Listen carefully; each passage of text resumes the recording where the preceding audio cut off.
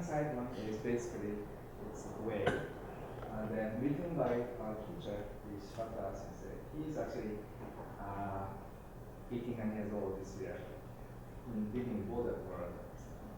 And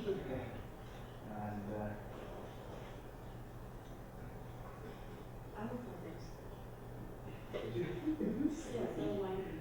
Sorry, this is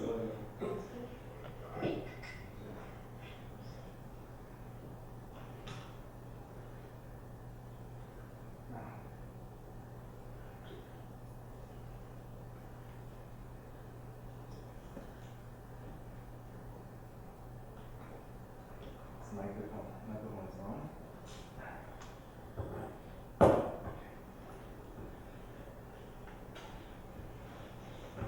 So, shall I speak or? Hello? Can you hear me? Yeah. Okay. You can go from any position or Alright, okay. otherwise you can. Yep, perfect. Thank you so much. Okay, so officially starting. So my name is Yasuo Ito. I am actually professor in physics department. Then I swear to Karen today that I will never ever use math just in case. So everything is visual, hopefully. There is some scientific stuff at the end, but it's mostly pictures. So hopefully you can bear with me. If you get to, how to say, allergy, let me know. Okay, so how it's happened. Okay, so just this is a kind of quick, okay, thank you to Karen. And then Shibata sensei. Okay, there are two Shibatas. One is actually 20th generation of the Shibata Kanjuro, and then 21st Shibata Kanjuro. That means they have been doing, they are the bow maker to the emperor, and before their ancestors were bow maker for shogun, and they have been doing this business about more than 450 years in total. And then last week I thanks to my great colleague after the Foucault. This is the Windy Tiger Kyudo Veda, and then also member of Foucault here, and then also Tina. She is the one started this Foucault Kyudo in Chicago, and then now she is living in South Dakota. So anyway, just without her, I will be here. So okay, then just basically just going through the introduction, simple things, but then why we're doing this, and then why I'm interested in, and then why I'm standing here, and then little bit of history of bow and arrows in Japan. Okay, it's all through the basically long history of Japan from the beginning how those, and then Kyudo now and equipment forms, and then Kyudo and my research. I forgot to wear my setback.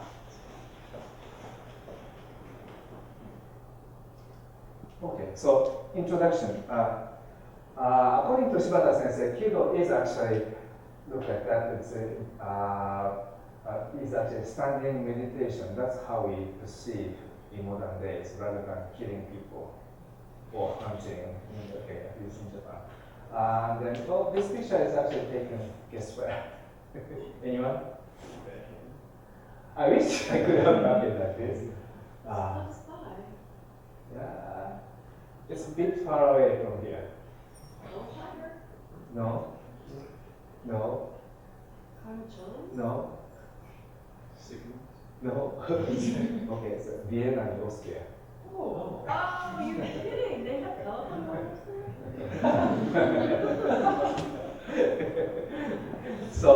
So anyway, so this is basically completely, as you can see, kind of serene and then meditation. I felt this is very kind of quiet and then feeling of meditation in a sense. Basically contemplative art of basically martial arts. Shibata sensei doesn't like the Kyudo for martial arts, but it's definitely something originated from the samurai culture. So, but we are basically out of that. The reason you will see soon. okay, a bit more introduction. So, my introduction to Kyudo was actually since I came to this country about 8-9 years ago. And then the reason was, okay, I have been living outside of Japan now, how many years now? 26 years. And then first I moved to Australia and then doing some research, and then after that went to UK doing PhD, and then came here. And then, okay, as you can see, traveling around, and then need to settle down, and then, they finally get tenure, right? And then, okay, so then, okay, it's time for me to look inside of me. I want to know myself, right? And then, when I was young, okay, I'm quite old actually, I used to play very competitive, like soccer and tennis. Soccer, I was playing like a state league Division 4 in Australia, and but enough this. And then also, Professor Brown tell you that okay, this academic world is quite competitive. So I thought I want to get enough of the competition. So something completely the other side of the spectrum I want to see. But I like to know myself means culturally too. So something do activities, because by then that was good because of the kind of came back. But when I get the tenure 8 years ago, I was not completely out of how to say physical exercise and a little bit kind of chubbier. So I need to do something about my things. So I wanted to have some activities, but not competitive. That's the case. And then yes, I can look into it. And then long time ago, when I was in Australia, there's a mentor who basically did the research in Japan early 1960s, and since then he was a big fan of Japanese culture and Japanese. And then one day he came to my office and said, "So, have you read this one?" And then just about 100-page long book. It's called Zen and Art of Archery by Eugen, the German philosopher. And when I read it, and then it describes so much of Japanese culture so well. I mean, how can he be? Because that's what this book was written. They talk about how he learned this Kyudo in Japan before the war. Basically, he was able to learn in very old-fashioned way. You can maybe some of you know about this Japanese master thing. Maybe you can see like a karate master like that. He doesn't tell you, but just giving him the very simple thing. Even before, he didn't open the door for him, so he can sort of then Mr. Helio, the Professor Helio, kept coming to this master archer's house, begging, and then knocking door never opens. After a few months or so, and then finally door opened. That kind of story. So that happened, and then so I remember that story. But at that time I was very heavily involved in playing soccer. So but there's a thing that, and then completely forgot about it. And then one day, that was about February of when I came here in the tenure, and then on the way to NIU from Chicago, I'm living in Chicago, so commuting. So and then from middle of the cornfield. So I need to do something about this, my New Year's resolution, which is know myself. And then start going those elimination process. Okay, soccer, okay, enough, okay, retire. Tennis, I can't keep up with it anymore. And so then maybe golf, but still, you play against, right? And then so that's out. And then eventually get Kyudo. That's right. And then remember that book. Yeah. So usually nice and straight, chop down, and then put string on, and then, so that's your arrow. And then so human has been using this for a long time, and then for hunting at the beginning, and then that's the first one. And then after a while, and then about 2,800 years ago, okay, so now it's the iron and the copper, basically metal age, right? So we start using this stuff here. Okay, I need my arrow cases.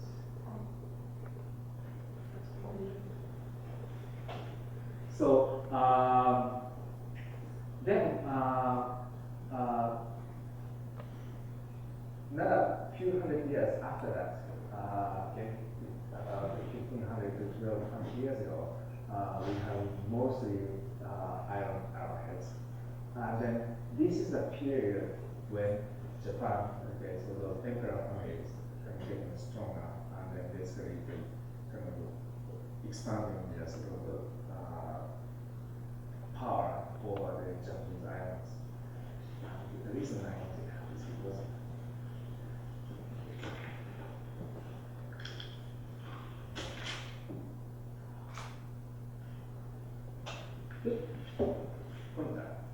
Yes. okay, good. so, so as you can see, as the things goes by, you can see the changing of the shapes, particularly the Stone Age. Basically, what they do is make something like this arrow, right? And then basically just kind of split out the bamboo or wood, and then just hold it in the gap, and then maybe just tie it up. And then as technology goes improve, particularly with metals, that you can sort of reshape those things, and then you can basically stick to the hollow part of the basically bamboo or wood, and then you can sort of shoot. So these are all came out from the similar area in Okayama Prefecture in Japan, which is basically kind of a mainland Japan and the rest part of the mainland, facing to the not Japan Sea, the Seto Naikai, which is basically inland sea. And then there seems like a kind of quite nice weather, so people easily kind of live. So therefore, even for all days without air conditioning, people can live. So.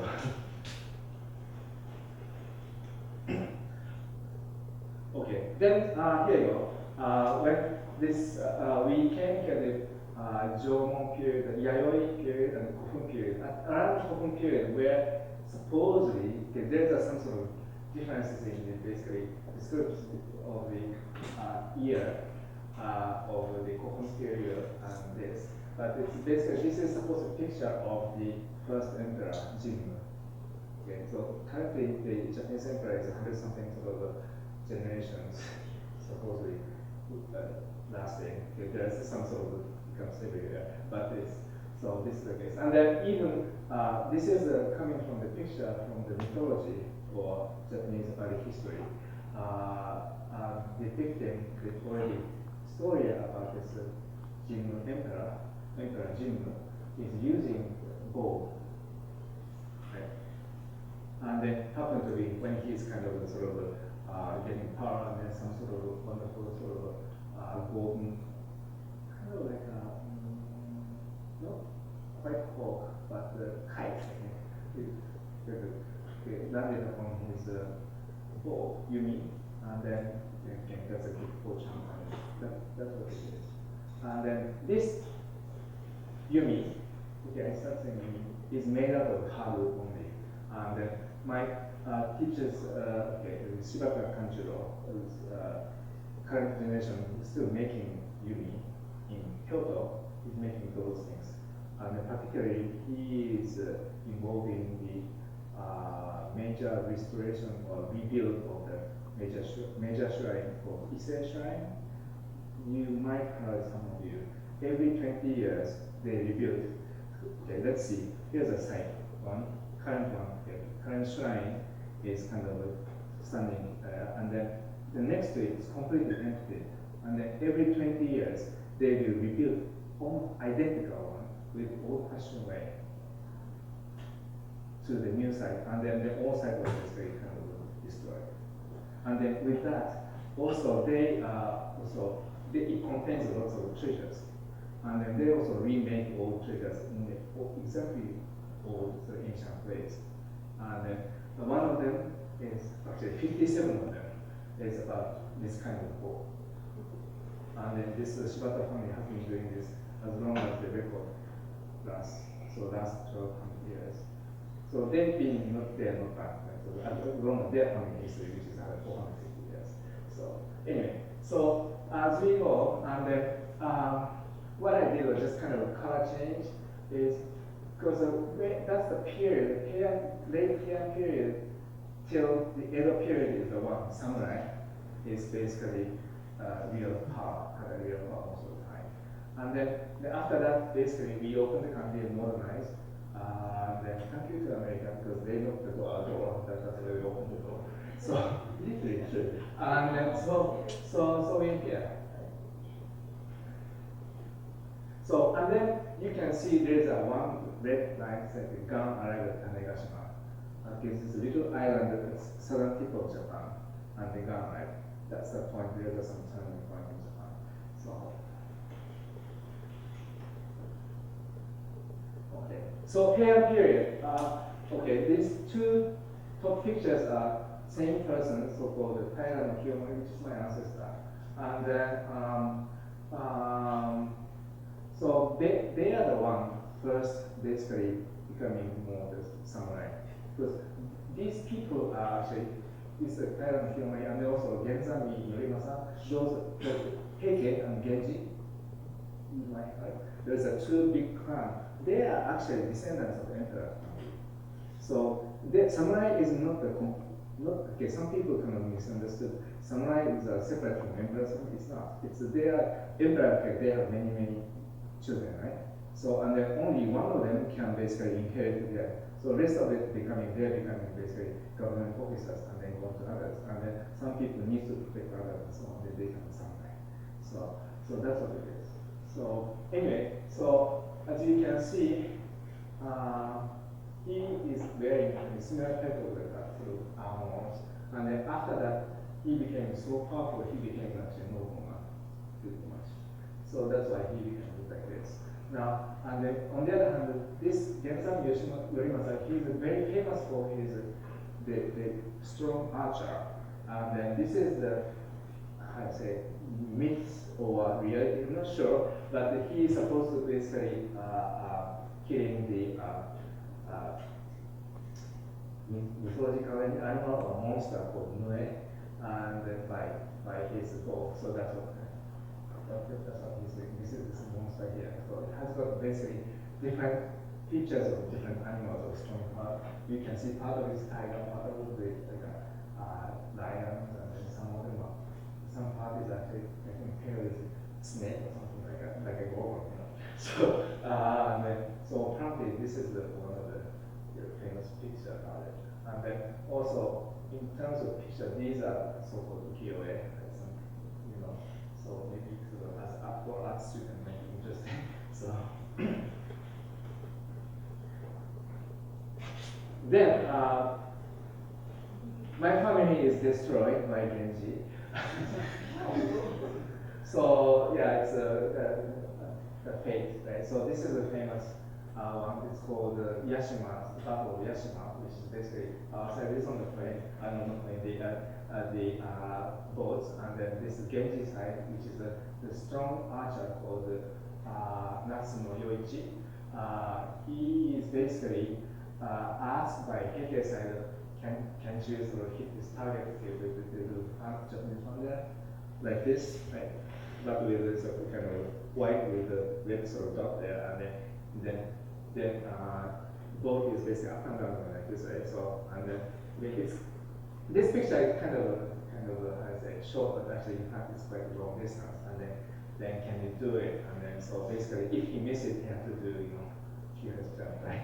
So but so he did it, and then also this is what he's using. His arrowhead is kind of like a split, kind of like this. So kind of just like. So make sure, the biggest sort of possibility hitting the target in this case. So, but with this, and then apparently he hit the target, and then that would basically kind of demoralize my family side, and then so that was the kind of downfall since then the battlefield. And then this is the last battle at the Danmora, and then again you can see lots of arrows, and then you can see this is the probably best time for the bow and arrows as a major weapon used in the battlefield.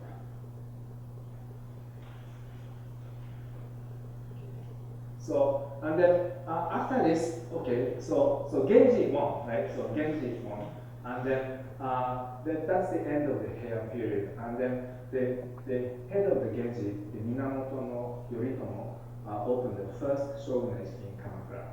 So, and then at that point, he basically kind of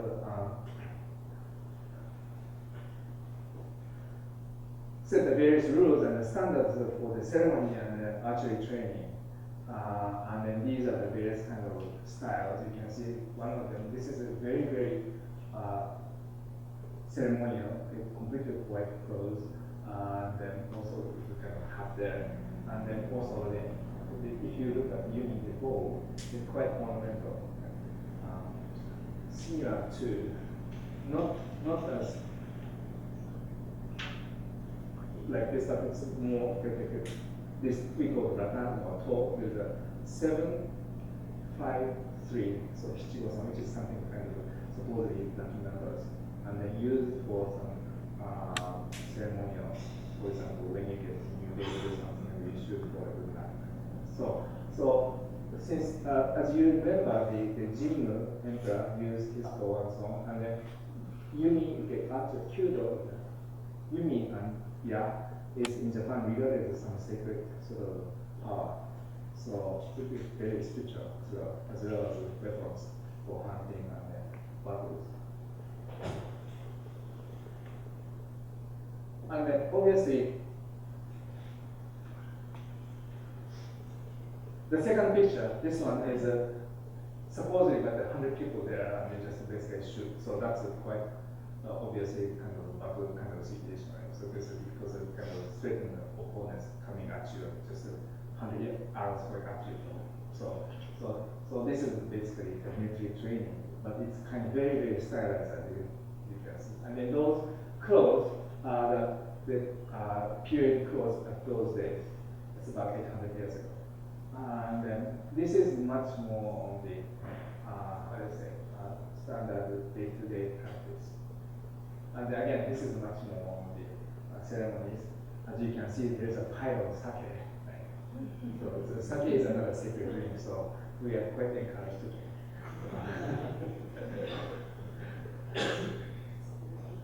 Okay, now then, you may see those yabusame, okay, the horse archery. Okay, it is in summarized kind of a standard. The basic training is in the order of Kyuba Kenso, means horse, the archery, horse riding, sword, and spears. That's that kind of order. So only the high-ranking samurai can practice horse riding and archery. Sword, okay, pretty much everyone, and then spears too. But so the reason is because if you let the untrustworthy samurai that use archery, like bow and arrows, and then he may stand over there and then just go this, right? So you get assassinated. So therefore, you have to really choose who can use those weapons. So that's the kind of case. So there are apparently in terms of horse archery, we call it. There's a yabusame, right? So horse riding, and then those little sort of wooden sort of target. And then this one is a bit more military one than shooting at the running dog. But we are not doing this anymore in Japan. Okay, so we're in trouble. But even those days, they are a little bit more gentle because they are not putting the pointing sort of arrows. It's kind of like a ball about this big. So it's and then just hit it. Okay, so just ouchie.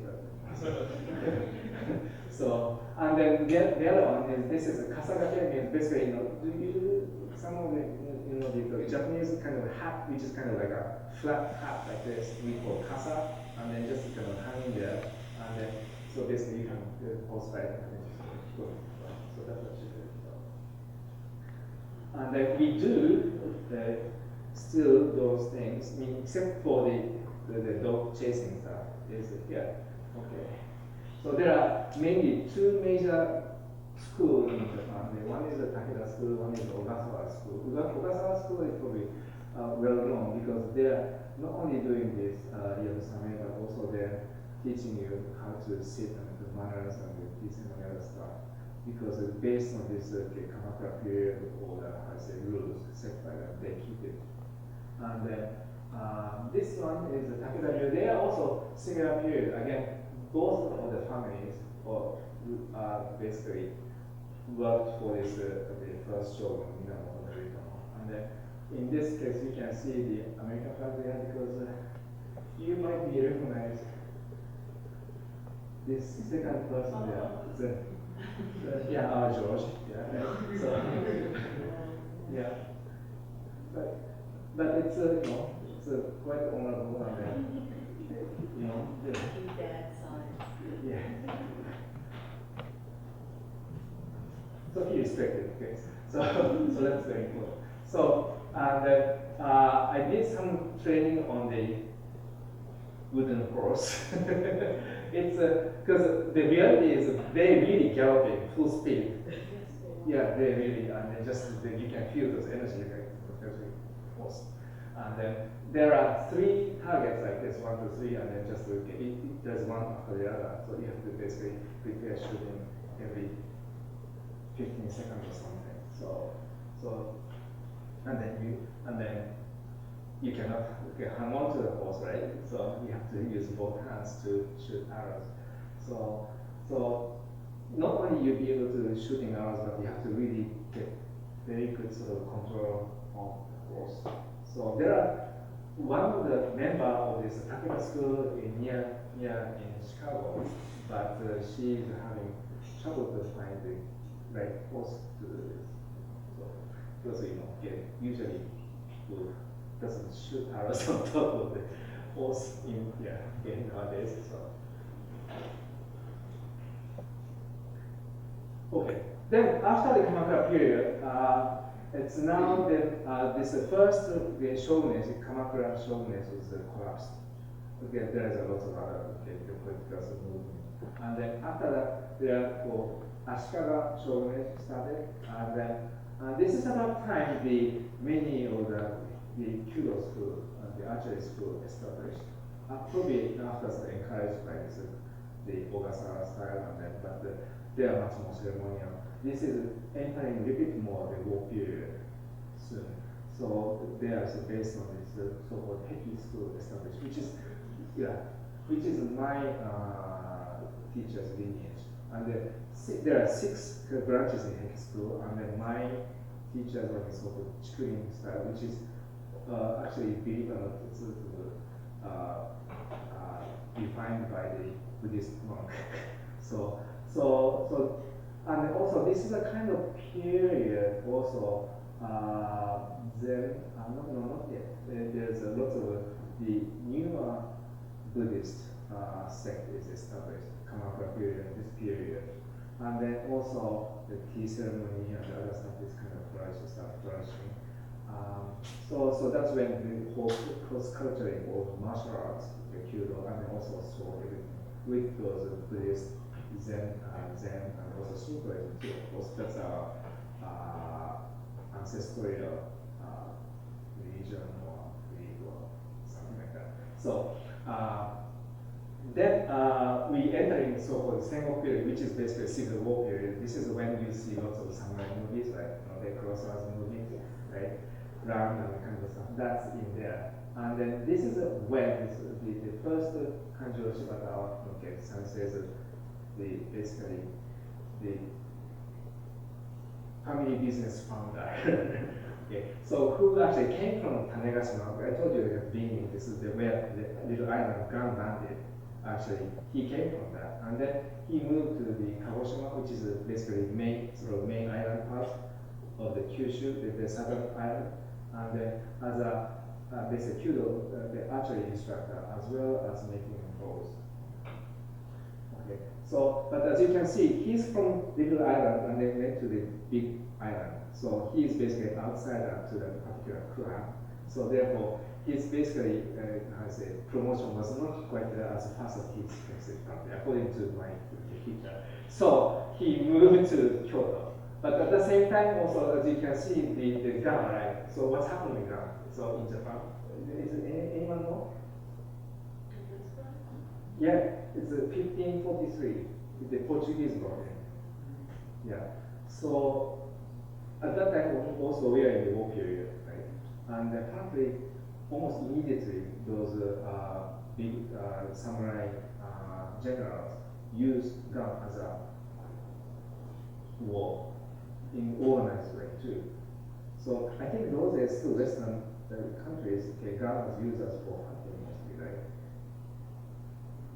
Not in organized kind of situations. We kill each other with guns. Well, Yeah, we do, like but- organized fashion, like we do. That's Oh. right. Yeah. So No, something. that's true. Yeah. So it's interesting, right? So so then obviously Gandhi's comment is okay. He already the Shibata Kanjuro is already see the future of the bow and arrows. Okay, this is gonna be obsolete. It's a matter of time. So he moved to Kyoto, and then so meanwhile this guy Nobunaga, Oda Nobunaga, he was a master of gun tactics. And then he used basically organized way, 3 rows of gun mounts, and then with also blocking fence in front of it. And then he basically pretty much conquered the surroundings of neighboring sort of clans, and then pretty much one more step to the united Japan. Because before then, there was completely Japan was a kind of mess. And then, but he was a bit too radical or too far ahead, and then so therefore some of his subordinates couldn't really follow it. He was, so something like in 1950s, if someone like the punk rock guy appearing, and then people couldn't stand it, right? So now the punk rock is nothing, right? So that kind of situations. So he get assassinated. And then, but the interesting part is the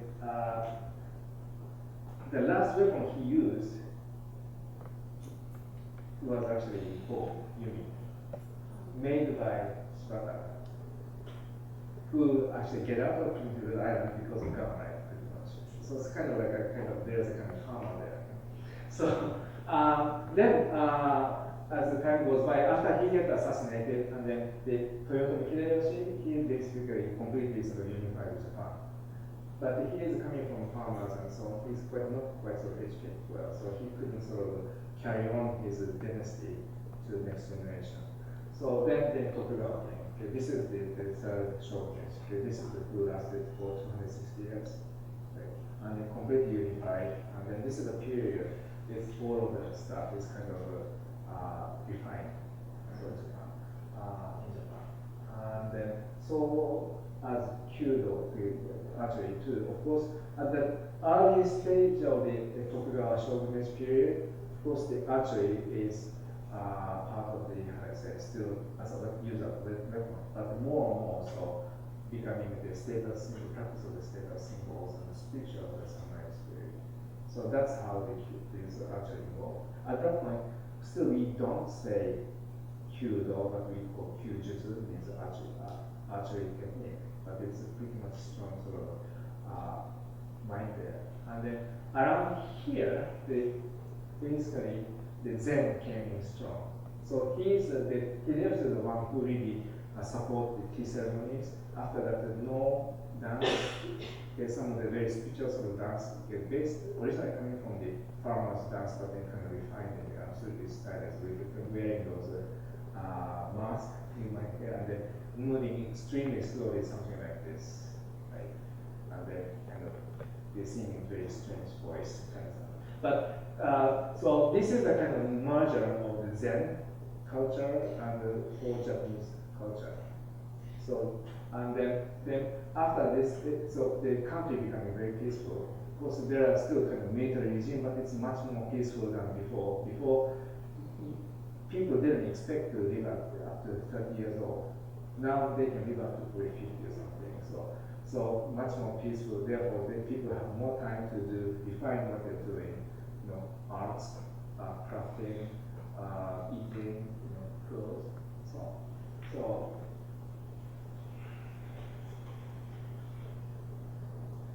Okay, then at this period of time, then there's a one sort of a famous competition. In Kyoto, there's a long sort of a temple corridor. It's about 120 meters, which is how much? 120 meters. Can you? About 370 yards. yard? 120 meters. Meters, 3 feet. Mm. So it's 360 feet. I know how to do it.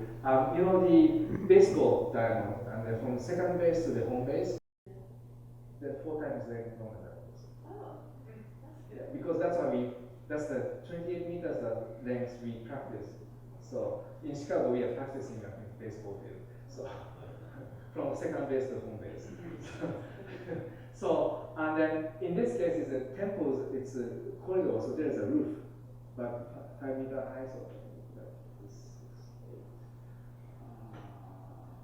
but 20 feet high, and then you have to shoot through the length, and then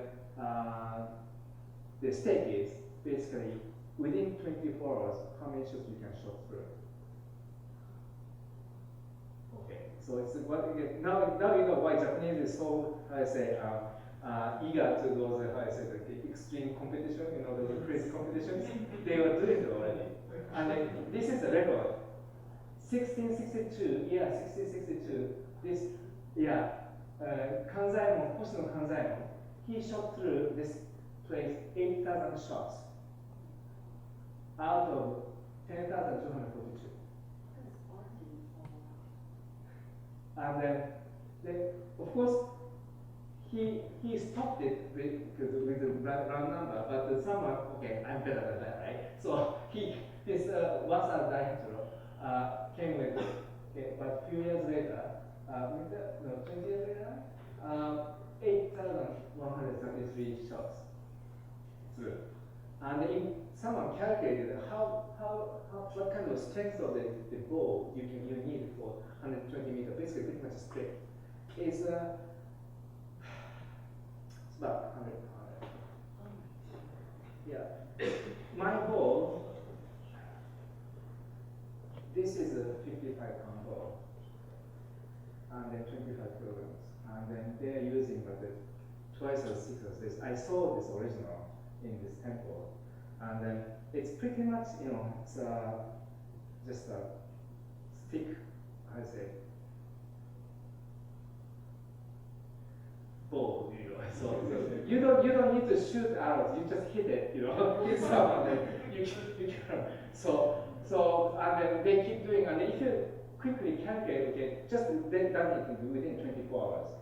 So with that kind of things, one shot for 5 seconds. Faster than that, because sometimes you have to go to to the nature ball, right? So yeah.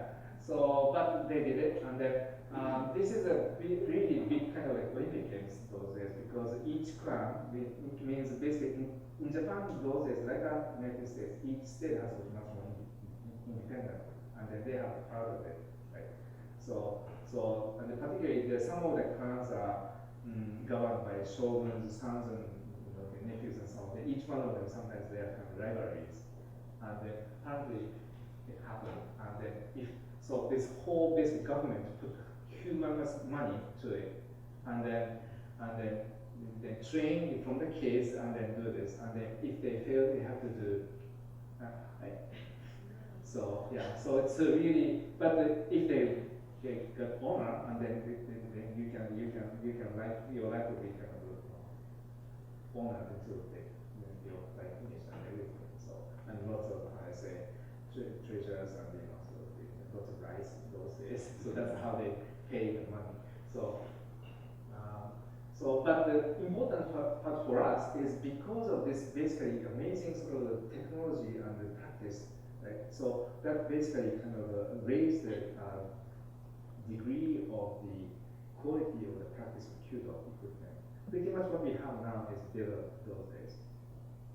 Arrows, and then because they really have to figure how long you can basically arrow can fly, right? And then it's if you see the longest fly, basically if you familiar with the golf shots, the driver shots going kind of not like this, it's going going like this, and then that's and then they go like this.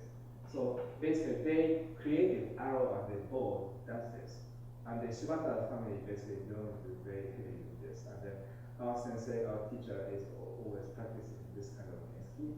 He doesn't shout this much, but then he knows how to do this. And then our style, you may see soon, is basically really those kind of shooting style, which is almost no other people in Japan doing this anymore. So it's kind of I'm becoming a fossilized kind of stuff. So okay, so this is what's happening. Okay, so we call dosha, which is basically this guy is kind of sitting here, and then pretty much kind of there's a little block here, and there's a bit cross-legged, and then shot like this, and then this is the length.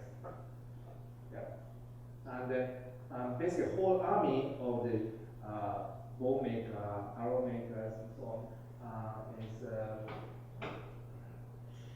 teamwork, and even for the glove makers.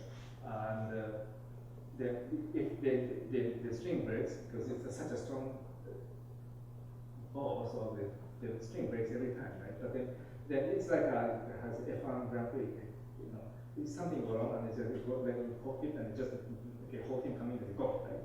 So this is the case. That's exactly the case. And this place still exists. And then this is my picture right there. And then with this picture, it's not quite clear, but each one of those posts is covered with very thick metal shield, because so many people is practicing and competing, and eventually those arrows basically eat up their whole structures. Yeah, and then so this is basically kind of okay up there, and then there's some beam. Beam is it's there, but if you look at it, basically beam is basically filled with arrowheads. Yeah. So this is now the national treasure. The temple itself is national treasure. Actually built by my ancestor, this Thailand Kiyomori. Because this is for archers. Okay, this is the famous part of it. But the real part is actually there are 1,000 statues of Buddhist kind of thing. Each has like different faces and that kind of stuff, and they all gold leaf. So it's a very beautiful art object and also sculpture too. So anyway, so that's the other side, the front side, but we are interested in the back side of it. So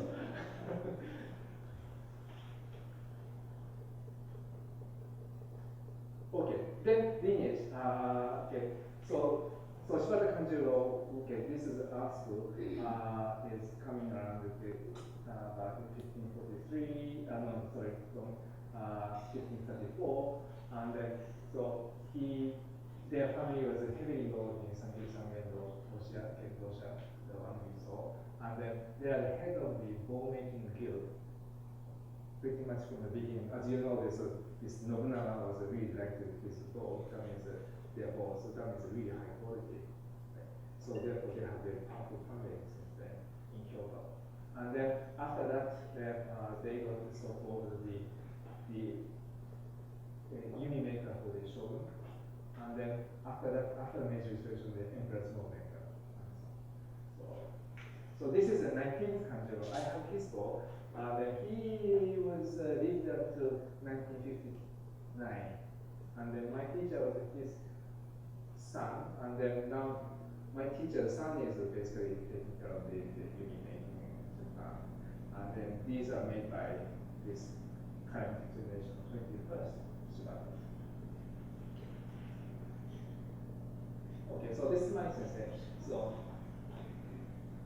he was already probably close to about 20 years ago. So he is 89, so yeah, 69, 70 years old, but he was strong. And then this is, I think, Boulder, Colorado, and then extremely cold, but it doesn't look like it. Oh, yeah. So, so our school is called Hekiryu. Heki school, Bishu means Nagoya area originated, but then just because the teacher was there. But then the family is Kyoto, and then Chikurin-ha is basically the Chikurin Buddhist monk basically established there. So therefore, lots of the explanation and then those old scrolls of this school is lots of the Buddhist kind of word. So therefore, we have connection to how to polish mind and kind of thing. So that's why we're going to more meditations. So yeah, okay. So it's getting talk is getting too long. So I think let us look into the more the actual demonstration. Most of the schools of modern Kyudo are traced back to the practice done by samurai, just as you know. However, the modern Kyudo is not for combat, but for polishing mind. With continuous mindful practice with the refined mind techniques. And then strongly influenced by Zen. Of course, when you go to Japan, there's a school competition, so they do, but the people still keep practicing. After all, okay, if you practice enough, you hit the target. So then the question is then what is after that?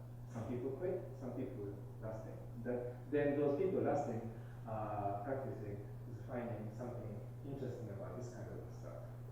So, and then techniques and procedures have been defined over several hundred years ago, as you know, see now, and then by pretty much trial and error of the master teachers. So, as a result, what we see is that everything is extremely practical but efficient. There's no waste in movement.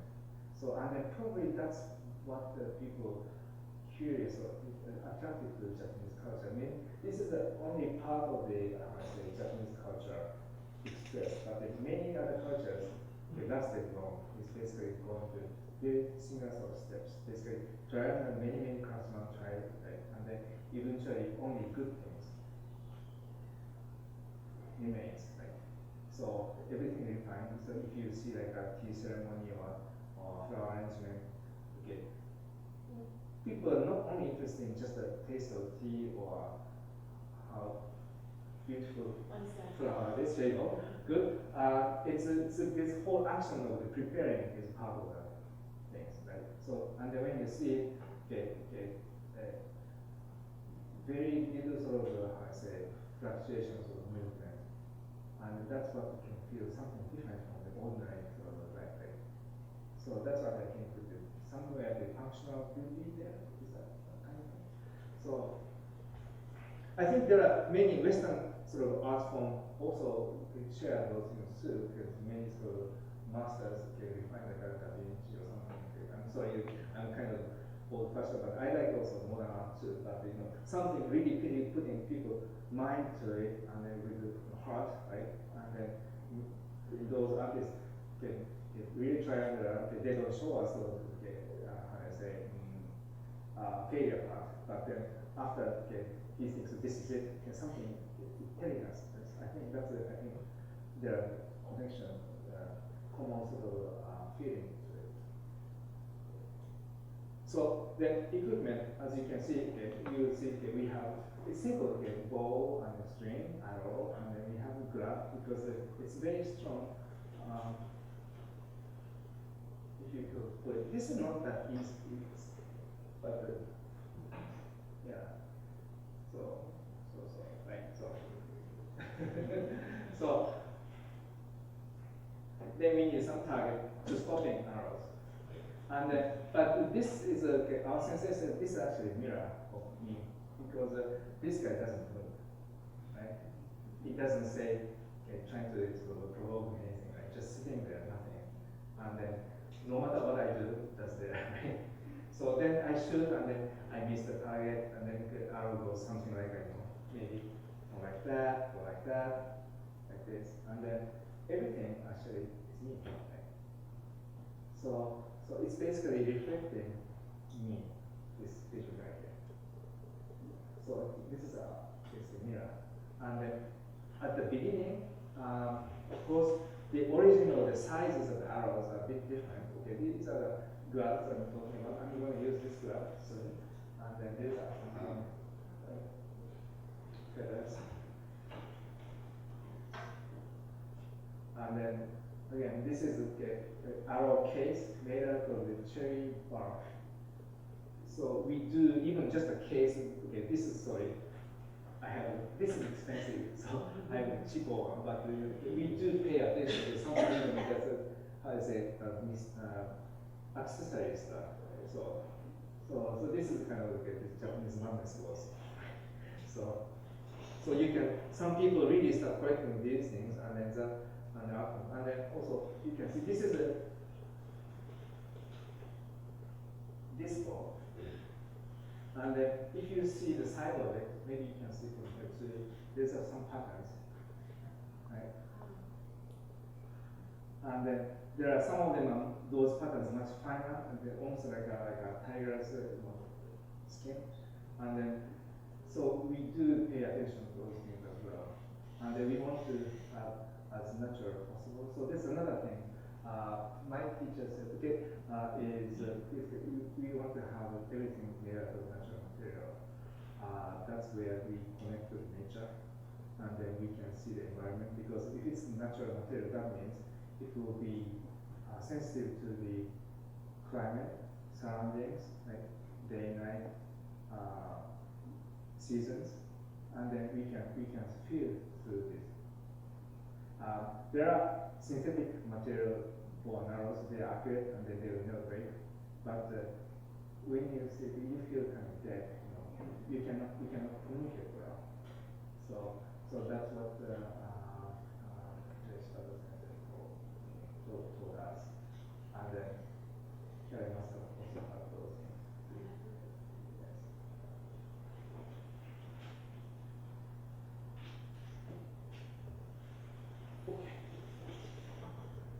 Okay. So there are a few things like more miscellaneous other things. This is basically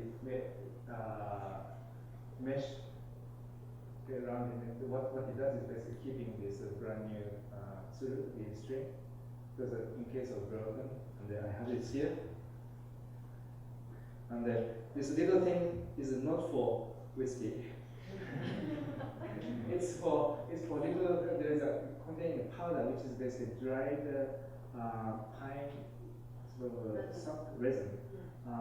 We put this on the glove so that the way we hold this arrow look like this.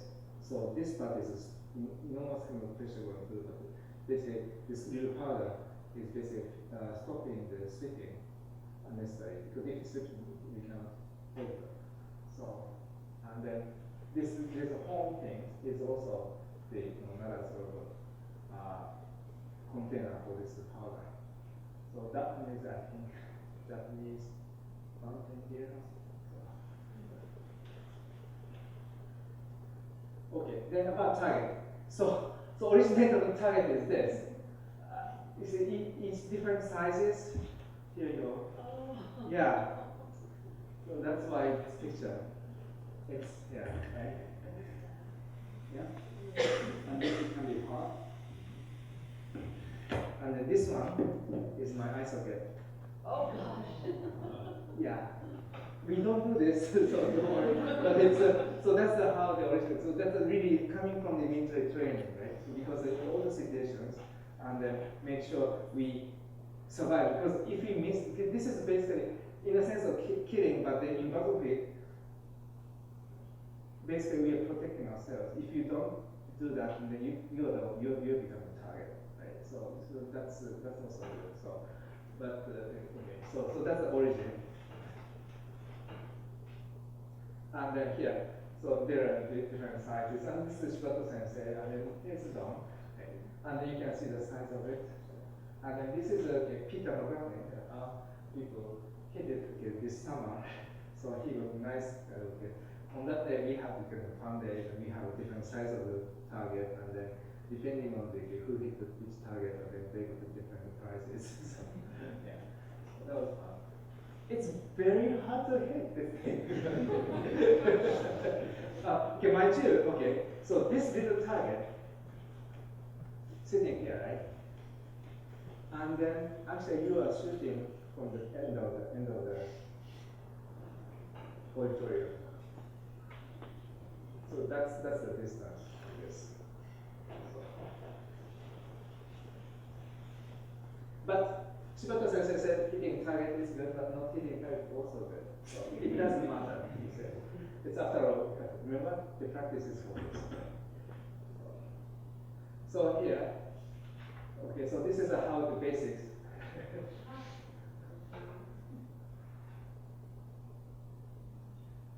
So there are 7 steps. First, okay, we build up from the feet, and then gradually build up, and then we shoot. So, one more. She did it very quickly. Oops, no, wrong one. This is my microscope. Here you go. Okay, so we following each plate, and then put into it, okay, arrow, and then ready, and then pull, and then shoot. Okay, those circles are basically, there are lots of crosses like body structures. Those are very important because that's also other things. If misaligned like this and it doesn't look good, right? So then you can tell. And then why? That's why all the martial, when you see the martial arts or sword or archery, and then they are usually those people are the posture is extremely good. So because of this practice, and it's good for you. Really, it's good for you. And then that's why my stomach is kind of flatter, not quite. my wife is always envying me. You know, how can you have a good stomach? We do this, right? And then it's 3 years ago I had a major traffic accident and then broke my neck. You're kidding. Yeah, and then also my bones kind of split. But only when I didn't feel any pain was when I do this. So it makes something kind of framed up and then just do this. So and then it's really thankful because that's why I'm still kind of standing in front of you and then maybe able to shoot a few shots. So. Now, then here comes my homework to carry. Okay, my research is actually doing electron microscope, using microscope, which is a huge microscope, and then researching on the solids. Then to understand the relationship between structure, okay, really material made out of small atoms, right? So I understand how they are connected, and then as a result of it, it shows some sort of properties, magnet, something electricity or semiconductor kind of stuff, and then basically try to understand in the atomic scale. We can in this microscope, we can see atoms. We can see atoms. Not this one. This is in the R1 national lab, but we have one in the kind of more like a little brother size of it, and still we can see atoms. At this moment it's 6, so we kind of do sort of fixing, but it's actually potentially we can see those things. And so what's the relationship with this guy? Is this. That microscope can also focus electrons. Okay, this is instead of using light, we use electrons, and it's accelerated to 200,000 volts. It's a very, you don't want to touch it, right? So it's a very kind of archy. But also, with that 200,000 volts electrons, it runs very quick, something like 70% of the speed of light. That fast. It's something like that. That's 70%. So then we can focus to about 0.1 nanometers. 1 nanometer is 10 to the minus 9 meters. So 1 over 1, then 0, 9 zeros. So which is, turns out to be about 10,000 or even more, 1 million smaller than your hair or something like that. So we can focus into the beam smaller, and then we can hit the atoms. Aha, okay, we got the gun, and then we got the target, we hit it, so, right? And then as a result, okay, here's this, the cone of the thing, that's an electron beam coming in, and then it interacts with the material, and it gives us different signals. It tells us a different story about material. You know. So, and then what made out of, how it behaves, how it looks like, and so on. Right? And then there are different, like a donut. Okay, this is a Dunkin' Donut. No, it's not. it's a detector which collects a particular electrons scattered out, and then it shows you particular sort of properties. And then there's a little here called spectrometer. This one is basically just a magnet, but it bends electrons, and then that gives you different sort of spectrum. Okay, you see like a prism in the light prism, and then when you put sunlight in, and you get this little rainbow, right? So we get that for rainbow, electron rainbow, and then from that, how it looks like, we can see how the material behaves.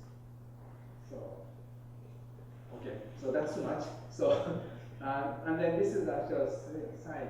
So you are looking at individual atoms, actually atom lines to here, like lines, and then each red dots, and then that's where the electron hits.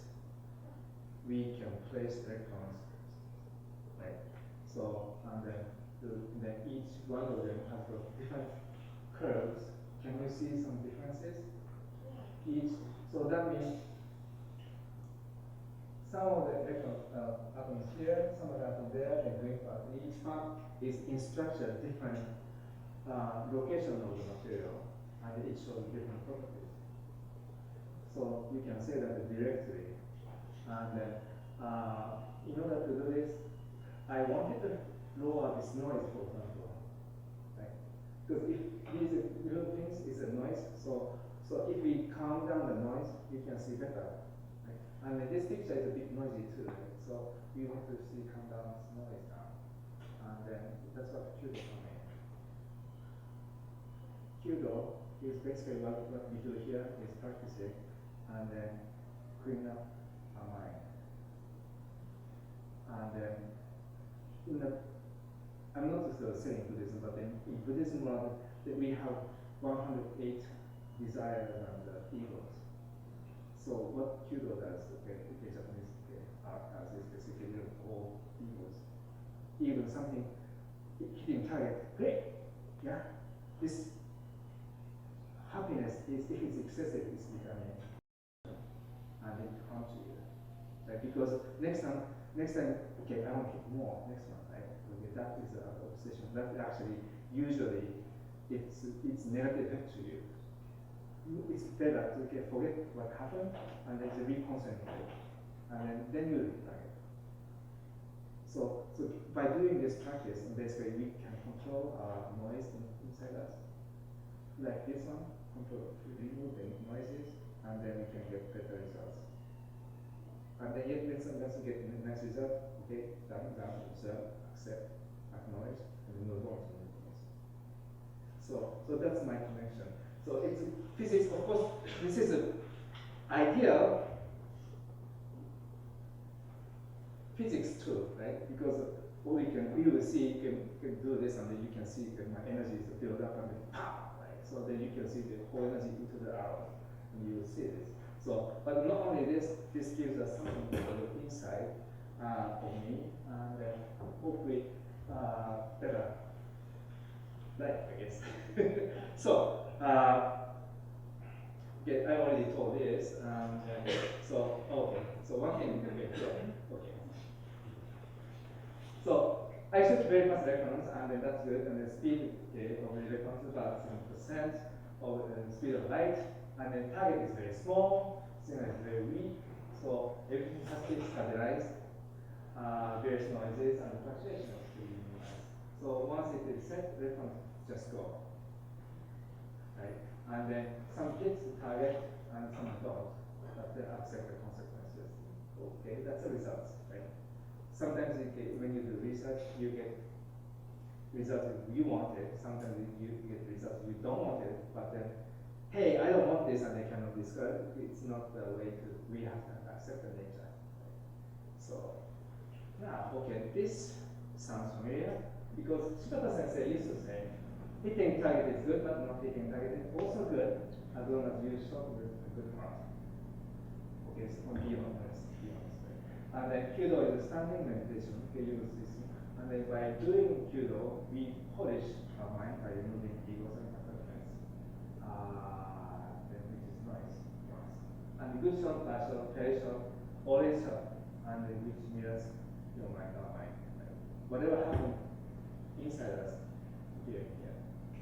So and then respect it, and then let go. Move on. So then Kyudo practice is not only when shooting arrows, but also when not shooting arrows. So that means pretty much every day, every now, every moment. So and then being you, most of you are belong to this department of arts. So your inspiration comes completely and sometimes, how I say, unexpected timing, right? So that means your mind is something working there, right? So that means you're working hard. So basically that's what it is. So everything so you do is integrated over, and then so therefore nothing boring. So now I think it's time to. I talk too much, so it's time to do some action. Yes, so you need more lights. Pardon? Should the light come on? Probably, yeah.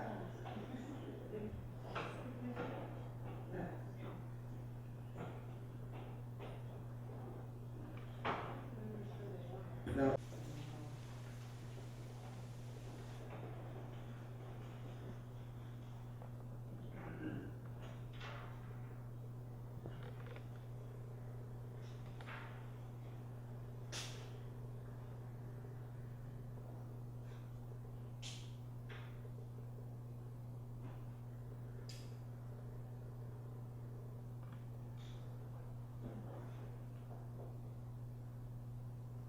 so first two shot what I'm going to do is using going through this second coordination, the basic one, so having it, and then next then four other shots. It will be something more special for the lineage.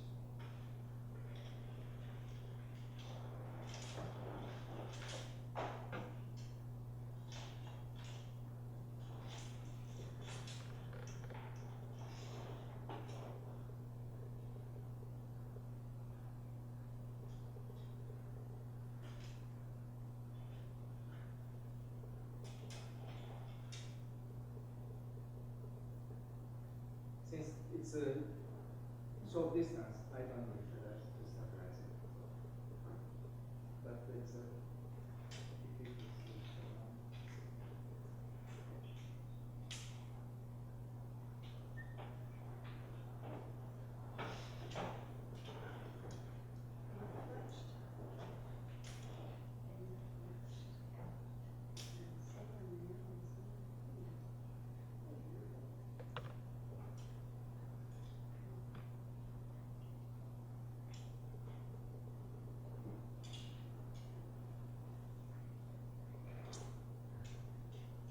just bamboo, right? What about the bow? Was the bow made of wood? Yes, it's a bow. It's a kind of a lamination of this two bamboo this side, and the center part is actually another lamination in different directions with the bamboo and bamboo.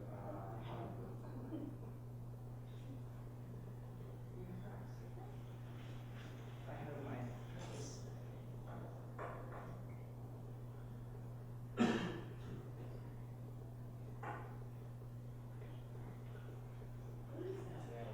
Oh, it's it's practice. my standard, right? What in the world?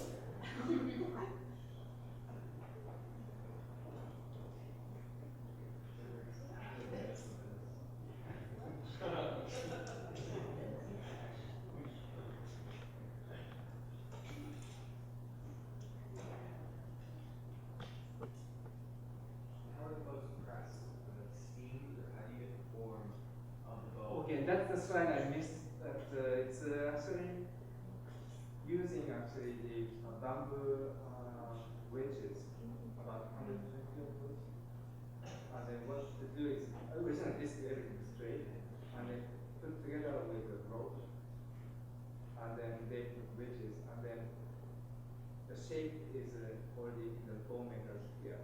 They have no, how do I say, blueprint in there, and then he had to basically adjust everything according to the material. This is natural material, so each set is different. So they have to basically adjust it by the way it feels.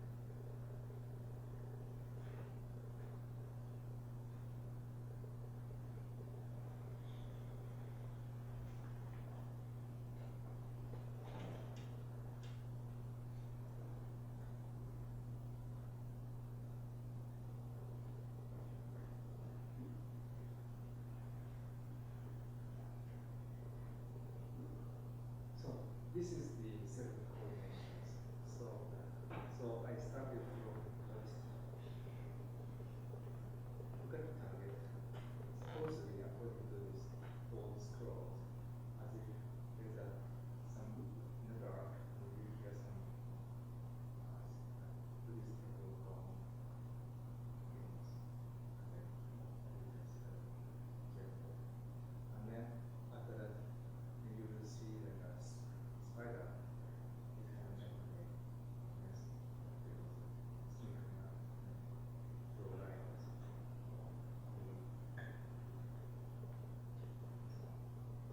So basically, build up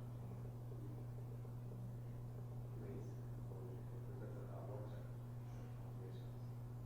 Usually, if something go wrong there, it always something go wrong here. So if you try to do quick fix, it doesn't work. So usually, so sometimes I can just do this in a hurry or something, and just my mind is not quite fixed everything, and do something like this, and then maybe something more like this happens. It's the shot. So therefore, we complete like, oh, as if nothing happened. So we use it. It's not a shot. Okay, that's obviously affecting mind. So this is also a shot. And then if I don't, how to say, lose my composition until everything, I will just this shot. Okay, didn't get there, but then in life experiences, it happens, right? No matter how you do it, sometimes you have to say, yeah, but then usually it's like, oh, shit. Okay, this is not how we approach Kyudo. We would respect this skill. So this is how. Nobody, my brother is my wife, no one does this. So just we that. So when it's a job, so we do respect this guy.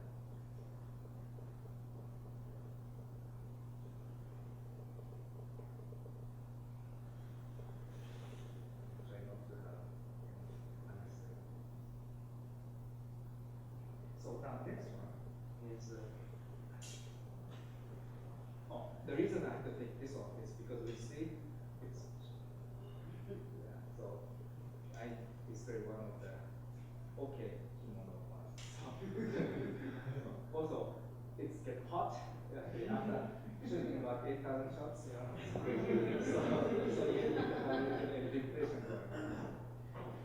So next one is called Hitote, means okay. Hitote means one hand. One hand in Kyudo is two arrows. I mean we shoot. So that's the more formal sort of way of shooting in the long distance from here to there, or second place, home place, and those kinds of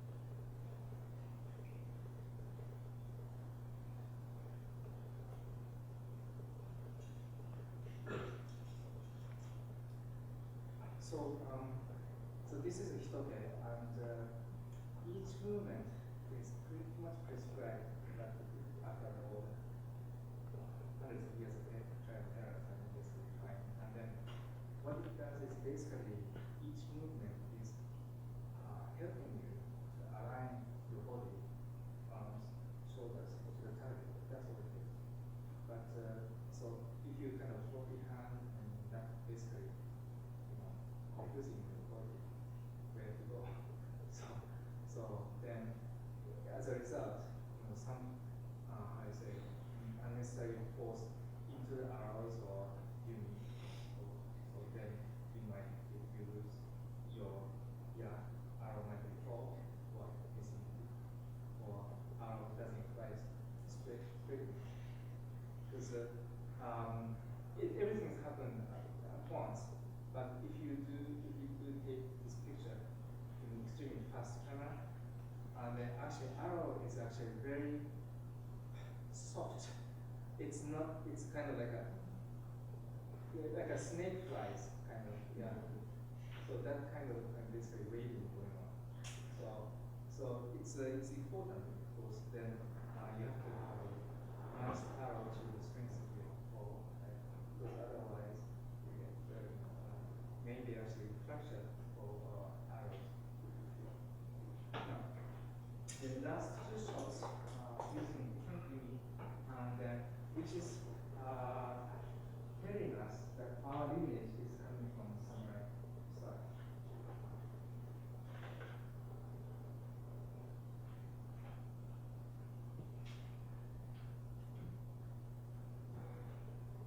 This unit is a bit stronger than the other one, and then made out of again bamboo and hardwood. String is hemp with resin. Also, this glue is actually high glue. It's made out of deer skin. That one is a synthetic glue, one of those something like epoxy. And then, what difference of this glue difference is basically this high glue is never pure in a sense. It's pure but never pure. So it's kind of a slicer effect when you put this pencil paper on it. That means this bamboo is really compressed, and this bamboo is stretched. At the same time, it's glue-like. So it's strong unit, but it's really gentle, nice kind of like addictive kind of feeling. It's really nice and smooth, like how do I say, wonderful, nice, creamy ice cream, So that's the difference. So I like this unit too, but this is kind of must be So hopefully, then since this is natural material, so it might be this